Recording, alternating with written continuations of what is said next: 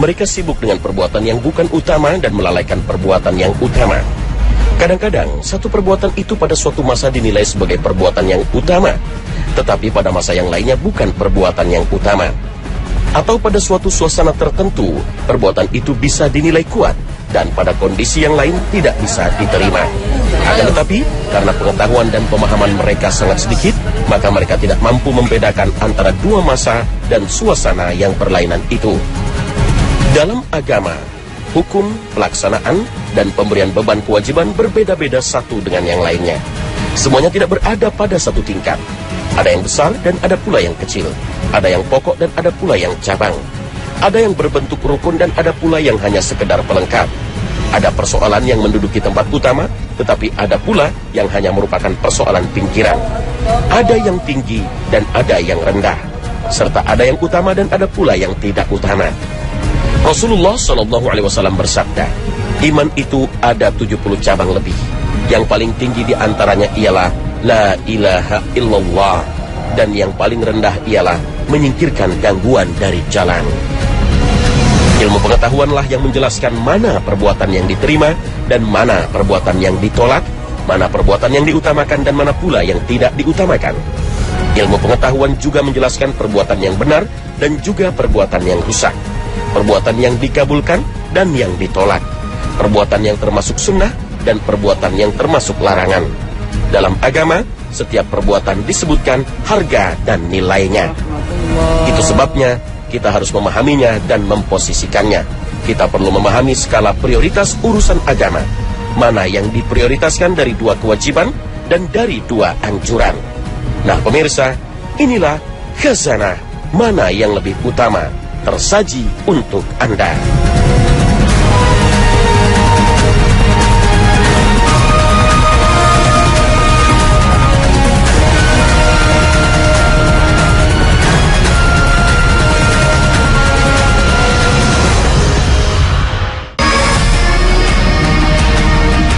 Assalamualaikum warahmatullahi wabarakatuh. Selamat pagi pemirsa Trans 7. Khazanah, ensiklopedia Islam dunia, pagi ini kembali hadir ke hadapan Anda untuk berbagi informasi Islami. Semoga menginspirasi dan menjadi motivasi aktivitas Anda hari ini. Ketika pasangan suami istri ingin berhubungan intim sementara waktu sholat 5 waktu telah tiba dan ingin pula melaksanakannya dengan berjamaah karena pahalanya yang berlipat dibanding sholat sendirian, mana yang harus didahulukan? Berhubungan intim ataukah sholat berjamaah? Seorang muslim dituntut untuk mengatur waktu. Pasalnya dalam 1 kali 24 jam, dia wajib melaksanakan sembahyang di 5 waktu yang ditentukan. 5 waktu itu tidak boleh dirapel tanpa uzur syar'i. Bahkan dianjurkan semua sholat itu dikerjakan secara berjamaah di awal waktu, mengingat besar keutamaannya. Namun demikian, kekhusyuan dalam sholat juga harus diperhatikan. Khusyuk dalam arti sedapat mungkin menyingkirkan segala hal yang dapat menyibukkan pikiran.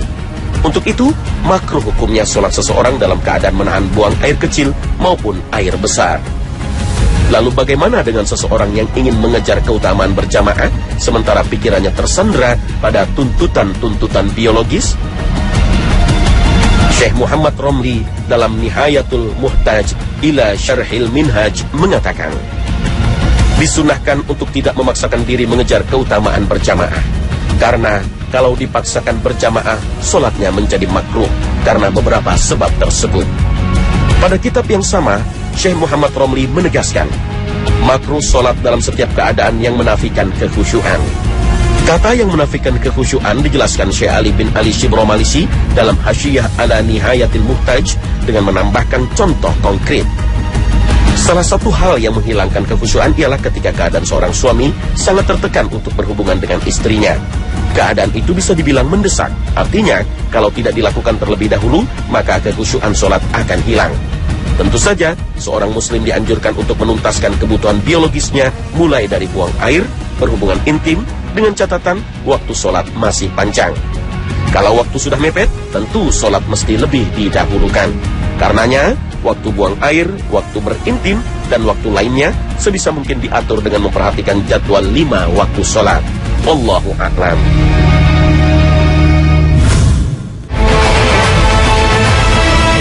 bagaimana jika waktu sholat dan makan bertabrakan? Mana yang lebih diutamakan? Nabi SAW bersabda, apabila makan malam sudah tersaji, maka dahulukanlah makan malam tersebut dari sholat maghrib, dan janganlah tergesa-gesa saat makan malam. Hadis riwayat Bukhari dan Muslim. Maksudnya, apabila waktu sholat telah tiba sedangkan makanan telah tersaji, maka hendaklah seseorang mendahulukan santap makan. Yang lebih utama ketika itu adalah mendahulukan makanan sebelum menunaikan sholat. Dan meskipun dalam hadis hanya disebutkan sholat maghrib, tetapi para ulama mengatakan bahwa yang dimaksud juga sholat yang lain. Lalu apa hikmah di balik ini? Hikmahnya adalah untuk menghadirkan hati yang khusyuk. Sedangkan jika seseorang sangat lapar dan butuh makanan, kondisi semacam ini akan membuatnya tidak konsentrasi saat sholat. Hatinya tidak tenang dan pikiran akan melayang ke sana-sini. Kondisi semacam ini berakibat seseorang tidak khusyuk dalam sholat.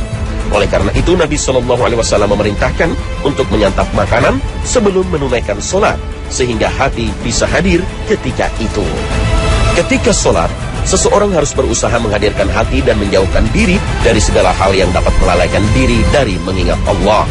Hendaklah pula dia menghayati sholat, bacaan, dan zikir-zikir di dalamnya. Mayoritas ulama berpendapat bahwa mendahulukan makanan di sini adalah anjuran, sunnah, bukan wajib. Dan inilah pendapat yang unggul. Hanya saja jika waktu sholat wajib sangat sempit, sebentar lagi waktu sholat akan berakhir, dan seandainya seseorang mendahulukan makanan, waktu sholat akan habis.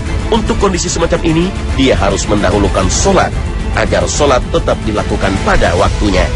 Inilah pendapat mayoritas ulama. Ulama kontemporer berpendapat bahwa hukum khusyuk dalam sholat adalah sunnah muakkad, sangat ditekankan. Kemudian perlu diketahui juga bahwa hukum mendahulukan sholat dari santap makan di saat kondisi sangat membutuhkan di sini adalah makruh. Sebaliknya, jika seseorang dalam kondisi tidak butuh makan, kondisi kenyang, dan makanan telah tersaji, lalu lebih memilih sholat, maka pada saat ini tidak dihukumi makruh. Kondisi di mana makanan telah tersaji dan kita sangat ingin untuk menyantapnya dapat dianggap sebagai salah satu uzur atau alasan yang sah bagi seseorang untuk meninggalkan fadilah sholat jamaah. Ibnu Umar yang sangat ketat dalam mengikuti tuntunan Nabi SAW tetap menyantap makan malamnya. Padahal saat itu dia mendengar suara imam yang sedang membaca surat pada sholat jamaah. Sementara itu, jika seseorang terbiasa melakukan sholat jamaah, kemudian tidak melakukannya karena ada alasan sah yang menghalanginya, termasuk menyantap makanan, maka dia akan tetap mendapatkan ganjaran sholat jamaah. Berbeda jika dia terbiasa meninggalkan sholat jamaah karena makan, maka tidak dianggap uzur sehingga dia tidak mendapatkan pahala sholat jamaah. Nabi SAW bersabda, jika seseorang dalam keadaan sakit atau bepergian jauh, maka dia akan dicatat telah melakukan semisal apa yang dia lakukan tatkala mukim, atau tidak bepergian, atau dalam keadaan sehat. Hadis riwayat Bukhari. Di sini ada uzur sakit, maka ia dicatat seperti melakukan sholat ketika sehat, sebagaimana ia rutin lakukan. Maka begitu pula orang yang ada uzur telat sholat jamaah karena alasan tersebut, maka ia dihitung pula mendapatkan pahala sholat berjamaah. Wallahu a'lam.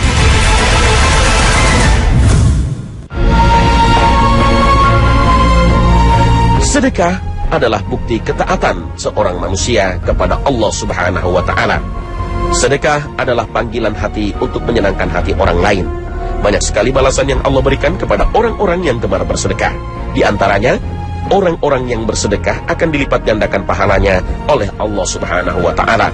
Allah Ta'ala berfirman, sesungguhnya orang-orang yang bersedekah baik laki-laki maupun perempuan dan meminjamkan kepada Allah dengan pinjaman yang baik, niscaya akan dilipat gandakan pahalanya kepada mereka, dan bagi mereka pahala yang banyak. Al-Quran Surah Al-Hadid ayat 18. Dalam sebuah hadis qudsi dikatakan, barang siapa berniat untuk bersedekah, kecepatan Allah membalasnya lebih dari gerakan sedekahnya. Allah berfirman, perumpamaan orang-orang yang mendermakan sedekah harta bendanya di jalan Allah seperti orang yang menanam sebutir biji yang menumbuhkan 7 untai, dan tiap-tiap untai terdapat 100 biji, dan Allah melipat gandakan balasan kepada orang yang dikehendaki, dan Allah maha luas anugerahnya lagi maha mengetahui. Al-Quran Surah Al-Baqarah ayat 261. Sedekah dapat menjauhkan pelakunya dari neraka. Nabi SAW bersabda, "Bersedekahlah kamu sekalian, karena sesungguhnya sedekah itu pemisah dari neraka." Bersedekah tidak harus banyak. Jika memiliki makanan, pakaian, atau barang apapun yang bisa bermanfaat untuk orang lain, juga bisa disedekahkan. Nabi bersabda, "Jauhkan dirimu dari api neraka, walaupun hanya dengan sedekah sebutir kurma." Hadis riwayat Bukhari dan Muslim. Orang yang bersedekah akan mendapat naungan di padang mahsyar. Salah satu jenis manusia yang akan mendapatkan naungan pada hari akhir yakni orang yang gemar bersedekah, namun ia menyembunyikannya dari tangan kirinya. Nabi SAW bersabda, "Seorang yang bersedekah dengan tangan kanannya, maka ia menyembunyikan amalnya itu sampai tangan kirinya tidak mengetahui apa yang disedekahkan oleh tangan kanannya." Hadis riwayat Bukhari. Sedekah juga dapat memadamkan panasnya alam kubur. Nabi SAW bersabda, "Sesungguhnya sedekah itu benar-benar akan dapat memadamkan panasnya alam kubur bagi penghuninya, dan orang mukmin akan bernaung di bawah bayang-bayang sedekahnya." Hadis riwayat At-Tabrani. Selain itu masih banyak lagi keutamaan sedekah. Tetapi manakah yang lebih utama jika seseorang dihadapkan pada dua pilihan? Ingin bersedekah, tetapi di waktu yang sama ada kerabat atau teman yang meminta bantuan hutang. Para ulama berbeda pendapat dalam memandang mana yang lebih utama, bersedekah atau memberi pinjaman. Sebagian ulama mengatakan bahwa memberi pinjaman lebih utama daripada bersedekah. Hal ini didasarkan pada hadis riwayat Ibnu Majah dan Al-Baihaqi.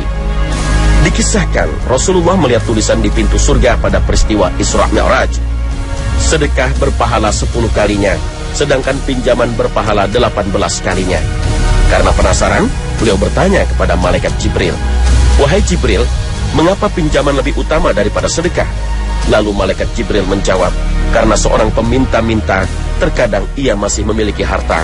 Sedangkan orang yang meminta pinjaman, ia tidak akan meminta pinjaman kecuali karena kebutuhan." Sementara sebagian ulama yang lain berpendapat bahwa bersedekah lebih baik daripada memberi pinjaman berdasarkan hadis Nabi SAW. Siapa yang memberi pinjaman 1 dirham 2 kali, maka ia mendapatkan pahala seperti bersedekah 1 kali. Hadis riwayat Ibnu Hibban dan Ahmad. Selain itu, siapa yang menanggalkan hartanya karena Allah lebih baik daripada yang memberi lalu mengambilnya kembali.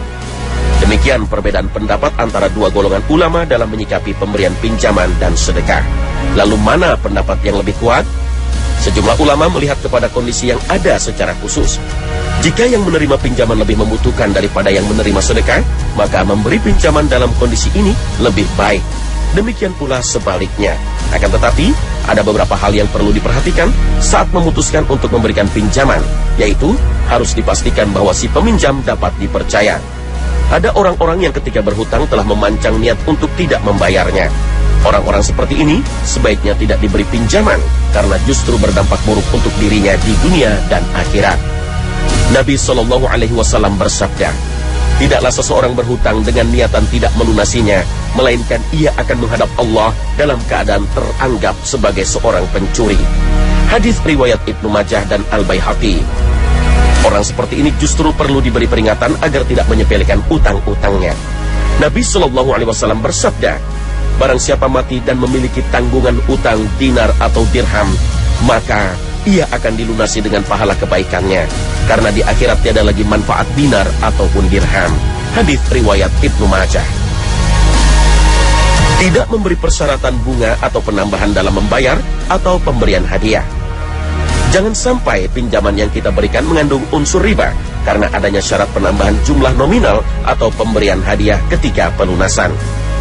Setiap utang yang dipersyaratkan ada tambahan, maka itu adalah haram. Hal ini tanpa diperselisihkan oleh para ulama. Beda halnya jika si pemilik utang yang berinisiatif memberi hadiah sebagai ucapan terima kasih, asalkan hal ini tidak dijadikan syarat atau permintaan dari pemilik piutang. Saat memberikan pinjaman juga diniatkan membantu dan memudahkan kesulitan orang lain. Ada orang yang memberi pinjaman utang hanya karena merasa tidak enak kalau tidak memberikan, atau merasa terpaksa. Sungguh amat disayangkan. Padahal jika kita meminjamkan dengan niat melepas kesulitan orang lain, Allah mencintai hal-hal yang demikian. Dan sebagai balasannya, Ia akan memudahkan segala urusan kita di dunia maupun akhirat. Nabi SAW bersabda, Barang siapa yang meringankan kesulitan seorang mukmin di dunia, niscaya Allah akan meringankan kesulitannya di akhirat. Dan barang siapa yang mempermudah orang mukmin yang sedang dalam kesulitan, niscaya Allah akan mempermudah urusannya di dunia dan akhirat. Hadis riwayat Muslim.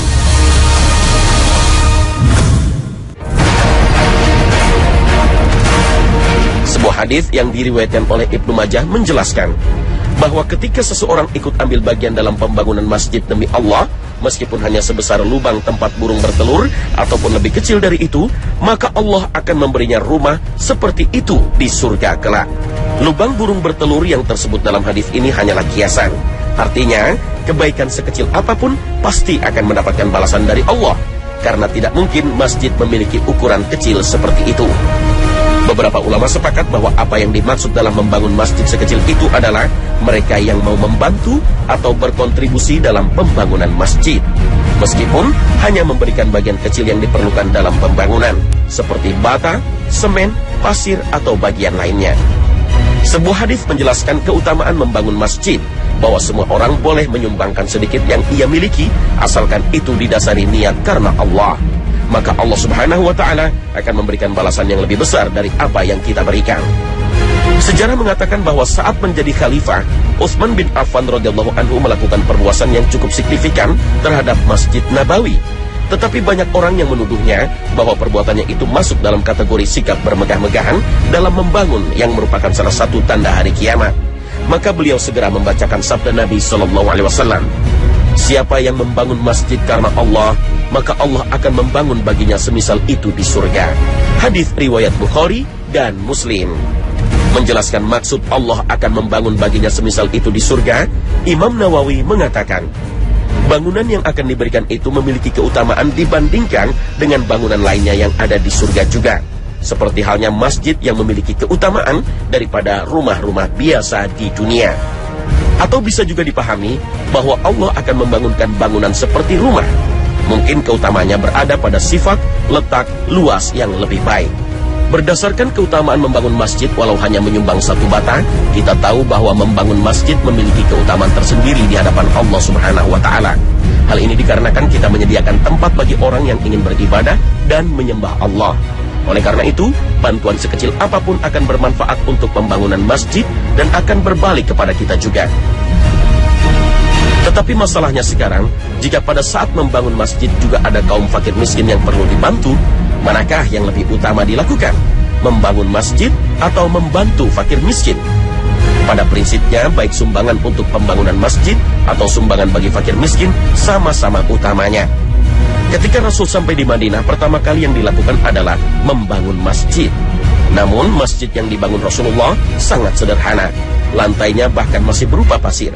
Pada sisi yang lain, Nabi segera menjalin persaudaraan antara kaum muhajirin dengan kaum ansor untuk membantu kehidupan mereka, karena harta bendanya banyak yang tertinggal di Makkah.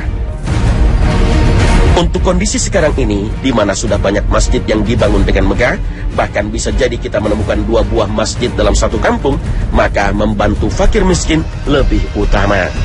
Pernah ada seorang dermawan yang meminta nasihat kepada seorang ulama. Tamu tersebut bermaksud mendirikan sebuah masjid di perumahan yang ia kembangkan. Maka sang ulama pun memberi saran. Apa dengan mendirikan masjid fakir miskin bisa makan? Apa mahasiswa bisa kuliah? Apakah anak yatim terjamin? Kalau seandainya dana yang dibutuhkan untuk pembangunan masjid itu 3 miliar misalnya, maka lebih baik uang itu dijadikan dana abadi, digunakan untuk modal usaha yang risikonya sangat kecil. Diputar dengan manajemen yang baik. Hasilnya untuk yayasan yatim piatu, yayasan masjid, lembaga pendidikan, beasiswa santri, siswa, dan mahasiswa. Itu lebih baik. Masjid sudah banyak sekali. Jauh hari Nabi SAW bersabda, salah satu tanda kiamat sudah dekat adalah orang berbangga-bangga dengan membangun banyak masjid. Salah satu fungsi masjid adalah untuk sholat Jumat. Persyaratan sebuah masjid bisa dijadikan tempat untuk sholat Jumat menurut beberapa mazhab sangat ketat. Imam Abu Hanifah, Imam Malik, dan Imam Syafi'i tidak memperbolehkan penyelenggaraan sholat Jumat dalam satu kota.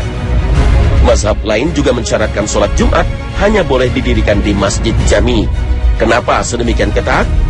Syekh Abdurrahman Al-Jaziri dalam kitab Al-Fiqh Al-Mazhabib Al-Arba'ah menjawab, Hikmahnya adalah untuk menunjukkan kekompakan umat Islam dan wibawa umat Islam. Sekarang sudah banyak masjid. Kalau di satu daerah masjid masih jarang, antara satu dan masjid lain 5 hingga 10 km, baru masjid selayaknya didirikan. Musola atau masjid yang masih layak guna tidak perlu diperbaiki. Dananya lebih baik untuk kemaslahatan umat. Sejalan dengan ini, ulama kontemporer juga banyak memberikan catatan pada kaum muslimin yang lebih suka mendermakan hartanya untuk membangun masjid. Sementara kaum papa dan anak-anak yatim banyak tak terurusi.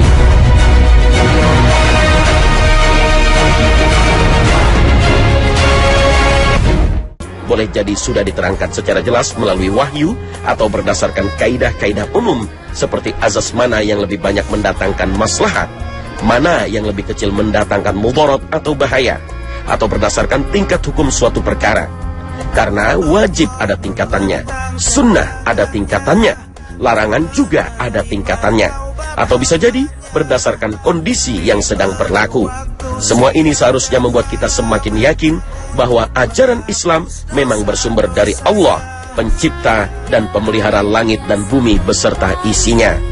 Semoga Allah memberikan taufik kepada kita untuk selalu mengikuti tuntunan Nabi-Nya. Amin ya rabbal alamin. Terima kasih atas perhatian Anda.